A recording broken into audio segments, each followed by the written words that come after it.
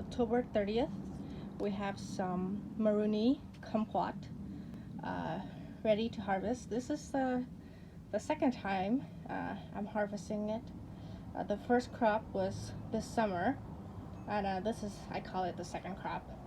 There are, because it is a greenhouse plant, it's developing flowers all year long, except I would say in the spring and summer, that is its largest crop.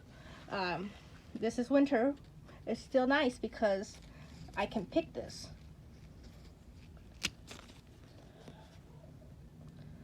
The skin is edible. It has a few seeds.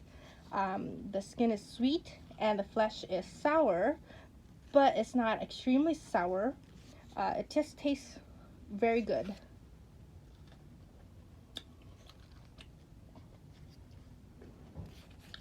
You can see that's a seed. There's a few of these seeds, but it's very tasty. Like, I would eat this kumquat just for the skin, but unfortunately I have to eat the flesh too. It's just healthy that way. But it's nice that I don't have to peel the skin and throw it away. Skin is actually the best thing on this kumquat.